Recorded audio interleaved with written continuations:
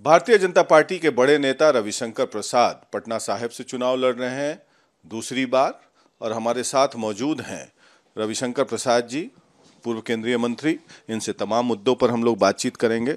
रविशंकर प्रसाद जी, एक विवादास्पद मुद्दा आया है। कांग्रेस के नेता, ओवरसीज के जो अध्यक्ष हैं सैम पित्रोदा, उन्होंने कहा है कि इनहेरिटेंस का लॉ बदलना चाहिए वेल्थ टैक्स को लेके, और 45% ही संपत्ति मरने के बाद बच्चों को जाना चाहिए, बाकी सरकार का हो जाना चाहिए। ये राहुल गांधी के सलाहकार हैं। जब वो इंग्लैंड अमेरिका जाते हैं यही मीटिंग आयोजित करते हैं जहां पर वो देश के खिलाफ बात करते हैं। राहुल गांधी लोकतंत्र के खिलाफ। राहुल गांधी की अगुवाई में प्रकाश जी कांग्रेस पार्टी माओवादी सोच के अंतर्गत आ गई है। जो चीज़ कब खत्म हो गई, गिफ्ट टैक्स कब खत्म हुआ देश में, वेल्थ टैक्स कब खत्म हुआ देश में। आज भी इनकम टैक्स में जो सुपर रिच हैं, संभवतः 1 करोड़ से ऊपर टैक्स देते हैं, उनको सरचार्ज लगता है। तो क्या कह रहे हैं, इनकी सोच क्या है। और मैंने उनका भाषण देखा है दोनों का। वो अमेरिका का रेफरेंस दे रहे हैं और राहुल गांधी कह रहे हैं हम सर्वे कराएंगे और सर्वे के बाद क्रांतिकारी फैसले करेंगे। इसलिए तो प्रधानमंत्री ने कहा है कि ये लोगों की हार्ड अर्न कमाई को छीनना चाहते हैं, बांटना चाहते हैं, और विशेष रूप से मुस्लिम लोगों के बारे में उनकी सोच है, क्योंकि मनमोहन सिंह की सोच है उनका पहला अधिकार है नेशनल रिसोर्सेज पर। नहीं तो मुस्लिम लोगों के बारे में क्या सोच है उनकी, क्या बताना चाह रहे हैं? राहुल गांधी ने कितना बोला है मुझे आज तक क्या मनमोहन सिंह के स्टेटमेंट से कांग्रेस पार्टी कभी अलग हुई है कि नेशनल रिसोर्सेज पर मुस्लिम का पहला अधिकार है। आप कांग्रेस का लेटेस्ट मैनिफेस्टो देखिए, जिसको मैंने न्याय पत्र कहा है। न्याय पर में 17 बार खाली अल्पसंख्यक मुस्लिम की बात की है, 17 बार। और शायद पहली बार एक मेजर पॉलिटिकल पार्टी कह रही है कि सुप्रीम कोर्ट में भी अल्पसंख्यक जज को अपॉइंट करेंगे, हाई कोर्ट में करेंगे। ये कभी बोला जाता है क्या? आपको नहीं लगता है कि सैम पित्रोदा कांग्रेस के नेता जो हैं वो इस टाइप से बयान देकर मिडिल क्लास के हार्ड अर्न मनी, जिस पर ऑलरेडी टैक्स पे किया जा चुका है, मिडिल क्लास और लोअर मिडिल क्लास पर एक हमला है एक तरीके से? हमला तो दूसरी बात है प्रकाश जी। ये राहुल गांधी की माओवादी सोच है। फिर मैं कह रहा हूं, इसलिए मैंने बताया गिफ्ट टैक्स समाप्त हुआ, वेल्थ टैक्स अरुण जेटली ने समाप्त किया, सुपर रिच पर सरचार्ज लगता है। आपकी सोच क्या है, क्या चाहते हैं? और जो राहुल गांधी और सोनिया गांधी ने 5,000 करोड़ की संपत्ति ली है नेशनल हेराल्ड में, उसका क्या होगा? तो ये कांग्रेस पार्टी की सोच क्या है, समझदारी क्या है। लेकिन हाँ, अगर देश के हार्ड अर्न मिडिल क्लास और जिन लोगों का पैसा छीना जाएगा, भाजपा जबरदस्त विरोध करेगी। लेकिन सत्ता में आने वाले हैं क्या? वोट मिलने वाला है, सरकार बनाने वाले हैं। इनकी सोच क्या है, जिसने देश पर 50 साल रूल किया है, ये उसका संकेत है। तो आपको क्या लगता है कि ये कांग्रेस ने प्रधानमंत्री के उस बयान पर हमला किया है जिसमें प्रधानमंत्री जी ने अभी बयान दिया था कि कांग्रेस पार्टी सत्ता में आई तो एक ऐसे समुदाय के बच्चों के परिवार को संपत्ति, सारी संपत्ति दे दी जाएगी जो ज़्यादा बच्चा पैदा करते हैं, उनका हमला मुसलमान समुदाय पर था? देखिए, सीधी सी बात यह है, मैं आपके उत्तर को 2 प्रकार से कहूँगा। आज अगर कोरोना का टीका लगा, सबको लगा ना, खाना खिलाते हैं 80 करोड़ सबको खिलाते हैं ना, प्रधानमंत्री आवास योजना बनी सबको देते हैं ना, कोई भेदभाव करते हैं? ये होता है सबका साथ सबका प्रयास। एक होती है चिल्ला चिल्ला के वोट बैंक की पॉलिटिक्स करना, ये समस्या है। सीए का विरोध करना जबकि कोई मतलब नहीं है, फिर ये बात करना, फिर मनमोहन सिंह का स्टेटमेंट कि उनका अधिकार है, और आ गए आपके सैम पित्रोदा का स्टेटमेंट, इनहेरिटेंस टैक्स की बात, यूनिफॉर्म सिविल कोड का भी विरोध होता है। बिल्कुल, 3 तलाक का भी विरोध होता है, शाहबानो के निर्णय का विरोध किया था। तो पूरी दुनिया बदल गई है इस मामले में। सऊदी अरेबिया, क्या ईरान, क्या पाकिस्तान, क्या अफगानिस्तान, क्या मलेशिया, क्या इंडोनेशिया, क्या जॉर्डन, ये 3 तलाक पर सभी ने बदलाव किया है। लेकिन भारत में नहीं होगा क्योंकि वोट बैंक का दबाव है और उसमें लोग पिंजड़े में बंद हैं। समस्या यहाँ पर है। इसलिए नरेंद्र मोदी ने जो बात कही है बहुत सोची समझी बात है, उनका अभिनंदन है। उन्होंने देश को आगाह किया है कि यह कांग्रेस पार्टी की सोच है। और मैं रिपीट करता हूं, राहुल गांधी की अगुवाई में कांग्रेस पार्टी की सोच माओवादी हो गई है और बिल्कुल अल्पसंख्यक तुष्टीकरण की शर्मनाक पराकाष्ठा है। याद होगा कोई अमेरिकी राजदूत आए थे, उन्होंने क्या कहा था राहुल गांधी ने कि हिंदू फंडामेंटलिज्म मोर डेंजरस। याद है ना आपको? ये इनकी सोच है। लेफ्ट विंग एक्सट्रीमिस्ट तो अब खत्म हो गए हैं, तो आप बोल रहे हैं कि राहुल गांधी की सोच माओवादी वाली हो गई। मैंने सोच की बात कहा, वामपंथ भी खत्म हो गया क्योंकि दुनिया में बदली ना, चाइना बदला ना। अगला सवाल यह है कि कर्नाटक सरकार ने मुस्लिम समुदाय को, पिछड़े वर्ग, सभी मुस्लिम समुदाय को पिछड़े वर्ग में आरक्षण की बात कही है, जहां वहां पर जो पिछड़ा समुदाय का जो कमीशन है उसने विरोध किया है इस बात को। देखिए, ये भी वोट बैंक की एक और पॉलिटिक्स है। कर्नाटका में 2004-05 में इन्होंने SC/ST का छीन करके कानून बनाया कि हम मुस्लिम्स को रिजर्वेशन देंगे। हाई कोर्ट ने तोड़ा, मामला सुप्रीम कोर्ट में पेंडिंग है। ये कांग्रेस गवर्नमेंट थी। आज कर्नाटका में आई है तो जहाँ तक मेरी जानकारी बताई गई है कि सारे मुस्लिम OBC कर दिए गए, सारे। ये क्या मतलब है इसका?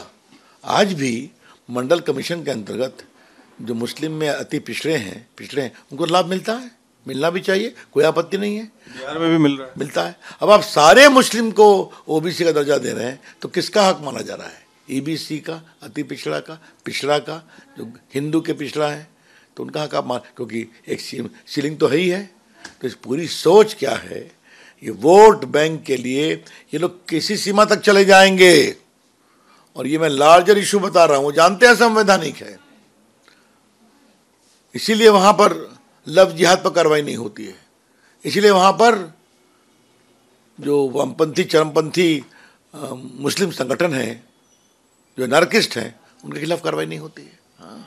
बिहार की बात करते हैं। बिहार में अभी कुछ दिन पहले आप लोगों ने एक आरोप पत्र जारी किया महागठबंधन सरकार के खिलाफ, और प्रधानमंत्री भी आते हैं यहाँ पर, बार बार जंगल राज की संज्ञा देते हैं, भ्रष्टाचार की संज्ञा देते हैं, और इधर देखा गया है कि काफ़ी वाद विवाद भी हुए हैं, आरोप प्रत्यारोप लगे। कभी सम्राट चौधरी के बारे में रोहिणी कुछ बोल रही हैं, तो नीतीश जी लालू परिवार के बच्चों को गिना रहे हैं।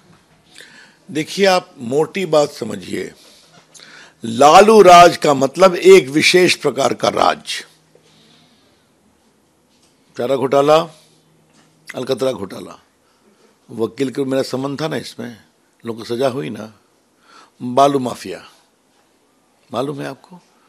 तो लालू प्रसाद के राज आएगा तो उसके दो विशिष्ट लक्षण हैं, खुला परिवारवाद और खुला भ्रष्टाचार, खुली लूट। तो ये सच्चाई है। ये जो कह रहे हैं कि हम 1 करोड़ नौकरी देंगे, तो एक तो कभी सरकार आपकी आएगी नहीं। मॉडल क्या है आपका? जमीन दो, नौकरी लो, वही करेंगे क्या? ये ना मॉडल है आपका। उसमें आप 4 सीटेड हैं कि नहीं है पिताजी के साथ? तो इसके बारे में क्या कहा जाए भाई? तो हाँ, आपने सही कहा, आज के ज़माने में बिहार की जनता को इनके खौफ के राज को दोबारा स्मरण करना जरूरी है, और ये सामाजिक न्याय और विकास की बात करना बंद करें।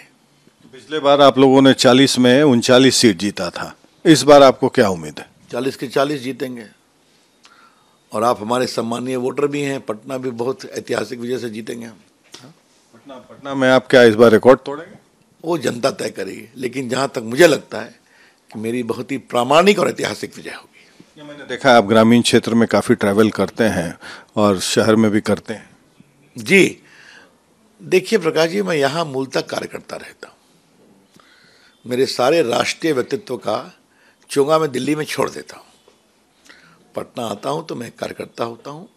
यहीं पैदा हुआ, यहीं पढ़ा लिखा, यहीं वकालत की, यहीं मेरे मित्र हैं, यहीं मेरे पिताजी रहे, मेरा परिवार है, मेरी ससुराल है। तो पटना से मेरा दूसरा संबंध है। और यही हमारे मित्र हैं, संघ का संसेवक बना, ABVP में गया, पार्टी में आया, तो उससे ग्रो किया। तो यहाँ मैं बिल्कुल पटना वालों के साथ हिल मिल कर रहता हूँ और रहूँगा। वो मुझसे बातें भी करते हैं, प्यार भी करते हैं, डांट भी लगाते हैं। इधर से भी वही होता है। आपके खिलाफ मीरा कुमार के बेटे चुनाव लड़ने आ रहे हैं, क्या आप उनके बारे में जानते हैं कुछ? देखिए, आप एक बात जान लीजिए, पिछले चुनाव में मैंने शत्रुघ्न सिन्हा को हराया था ना, मैंने पूरे चुनाव में एक बार नाम नहीं लिया उनका। मैंने यही कहा पटना साहब की आवाज़ अब खामोश नहीं रहेगी। देखा आपने दिल्ली में मैंने कैसी आवाज़ उठाई पटना के हित में। अब मैं एक ही बात कहूँगा, उनका स्वागत है, उनका मैं नाम नहीं लूँगा। वो किसके लड़के हैं, क्या करते हैं, मुझे इससे जरा भी मतलब नहीं है। वो लड़ रहे हैं, स्वागत है।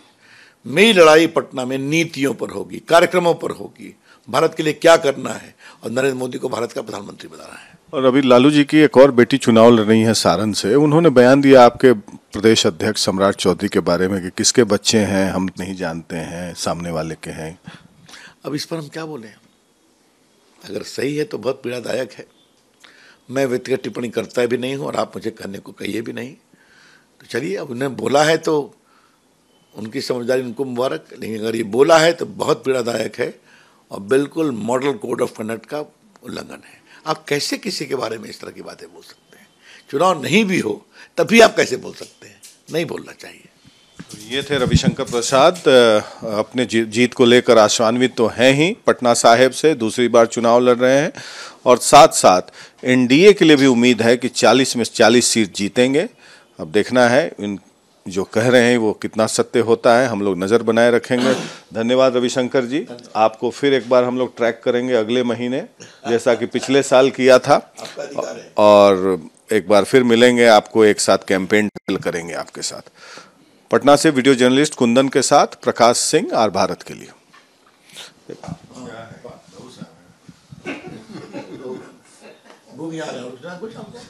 Bakhtiyar. BJP leader Ravishankar Prasad is contesting again from Patna Sahib for the second time, and he's here in Patna, all set for campaigning. I'm joined by Ravishankar Prasad at his residence in Patna. Ravi ji, Sam Pitroda, the president of the Overseas Congress Party and someone who is very close to Rahul Gandhi, has made a comment about the wealth tax, that as far as inheritance of property is concerned, 45% should remain with the family members of the deceased and rest should go to the government, as it happens in United States.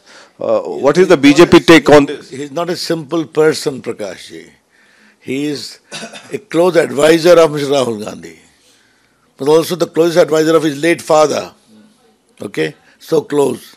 He organizes all his foreign tours. Well, Rahul Gandhi makes controversial statements and anti-India forces and leaders share the stage with him.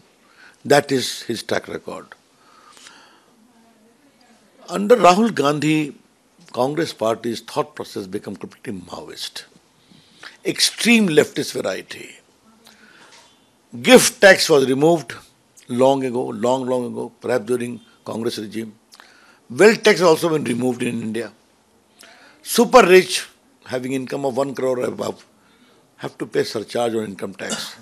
Number of taxpayers have risen in India because of Modi's governance.